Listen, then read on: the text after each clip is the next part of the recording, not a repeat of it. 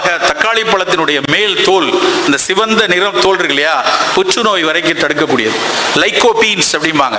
ஏன் மாப்பிள்ளை சம்பா அரிசி சிறப்புன்னு சொல்றோம்னா, அந்த அரிசி கார்போஹைட்ரேட் நிறைய உள்ளதான், 70% கார்போஹைட்ரேட் தான். ஆனா அந்த மேல இருக்கிற சிகப்பு தொலி, அந்த சிவந்த நிறம், சிவந்த உமி, அதுல யாருமே கொடுக்க முடியாத லைகோபீனை ஆண்டவன் இயற்கை நமக்கு கொடுத்துருக்கு. அந்த லைகோபீன் தக்காளி பழ தொலியில இருக்கு, மாதுளம்பழ சிவப்புல இருக்கு, மாப்பிள்ளை சம்பா அரிசியில இருக்கு. அப்ப அந்த சிவப்பு நிறத்துக்கு, அந்த புளிப்புக்கு நம்ம தக்காளியை பயன்படுத்திக் கொள்ளலாம்.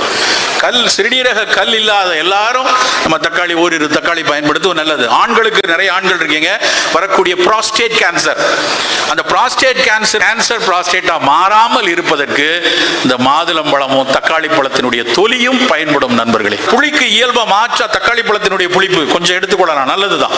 தக்காளி பழம் சிறுநீரக கல் இருப்பவங்களுக்கு ஆகாது. அதுல இருக்குது ஆக்சாலிக் ஆசிட். நிறைய பேர் நினைச்சிட்டு இருக்காங்க தக்காளி பழத்துல